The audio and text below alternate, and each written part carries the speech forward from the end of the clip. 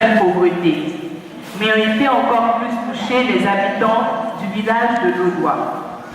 Et à la suite de cette guerre, plusieurs habitants ont été dans une situation de handicap et ils se voient marginalisés jour et nuit par l'autre tranche de la population.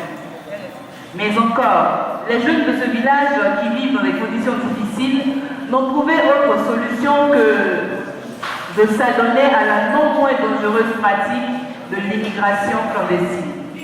Donc pauvreté, immigration clandestine, discrimination, marginalisation étaient les mots dont souffraient les habitants du village de Lodois et tous les habitants de la ville de Drassan. Cependant, un jeune du village nommé Lokwe, qui a été atteint de cécité à la suite de la guerre, décida de mettre sur pied avec toutes les autres personnes en situation de handicap une activité. Il se disait qu'à travers une activité qui ferait parler d'eux, ils seraient moins marginalisés. Ils décidèrent donc de s'adonner au tissage du pagne. Il se disait aussi que le pagne était une richesse culturelle qu'il fallait valoriser. Et à travers cette valorisation du pagne, ils arriveraient non seulement à diminuer le taux de pauvreté, mais ils arriveraient aussi à se faire voir autrement par les autres habitants du village.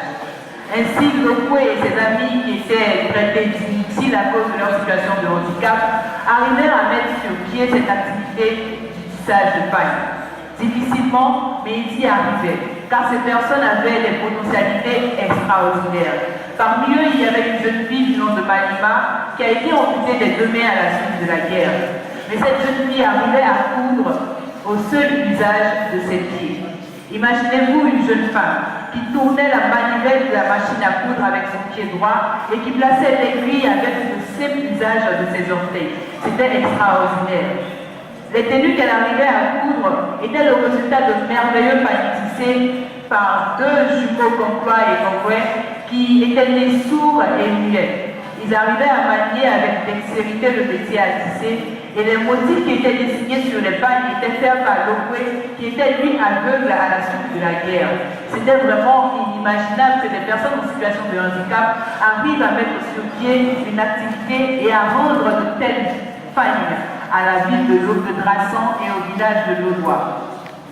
Vu que l'activité commençait à prendre forme et mettre à s'industrialiser, Lokwe et ses amis décidèrent de moderniser leur matériel et surtout de répondre aux commandes qui commençaient à venir de partout et même de la capitale. Il arrivait donc deux jeunes du village, Zouka et Zaï, qui avaient compris depuis longtemps l'idée d'immigrer clandestinement vers l'Europe. Zaï était lui aussi manchot, donc il acquit facilement la confiance de ces personnes en situation de handicap qui le chargèrent d'acheminer leurs commandes vers la ville. Arrivé à la ville, Zaï n'eut ni une autre idée que de vendre les pagnes et d'utiliser l'argent afin de payer son voyage vers l'immigration avec son ami Zouka. Sur ce chemin périlleux de l'immigration clandestine, Zouka perdit malheureusement la vie, mais Zaï lui ne put être vendu en raison de son handicap, car personne ne voulait d'un manchot comme esclave. Il tira donc des conséquences de cette malheureuse aventure et il revient à Drassan. Il revient même dans son village où il décida de s'adonner véritablement au tissage de pagne. Car qui mieux que lui pour savoir ce que lui avait apporté comme somme la vente de ses pagnes à la ville. Il devint l'un des plus grands tisserands du village et à travers son exemple, plusieurs jeunes commençaient à s'intéresser de plus en plus au tissage de pagne. Et c'est ainsi que dans le village de Lodois, l'on trouvait des tisserands. Pas des tisserands âgés, mais des tisserands jeunes, mais aussi des tisserands en situation de handicap qui n'étaient plus marginalisés. À ce stade de ma nouvelle, je vous invite, chers membres du jury, à prendre la dernière page et à lire avec moi le dernier paragraphe.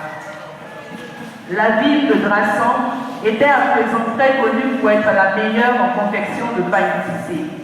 Lodois affichait un nouveau visage.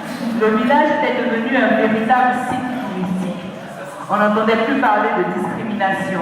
Le niveau de vie des populations s'était véritablement amélioré du fait de la baisse remarquable du taux de pauvreté et le fléau de l'immigration clandestine se faisait moins sensible, vu que tous les jeunes se rendaient compte de la richesse qu'ils avaient sous leurs yeux. Et grâce à cette richesse, ils arrivaient à aller en Europe et à en revenir sans avoir à risquer leur vie sur la mer. Oui, les jeunes du village, de la ville, de la région et de tout le pays avaient découvert une richesse, le pain tissé.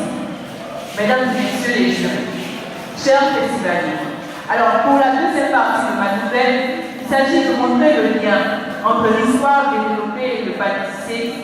Je dirais que c'est simple. J'ai choisi de développer le thème de l'immigration clandestine parce que c'est un fléau qui mine aujourd'hui tous les pays africains.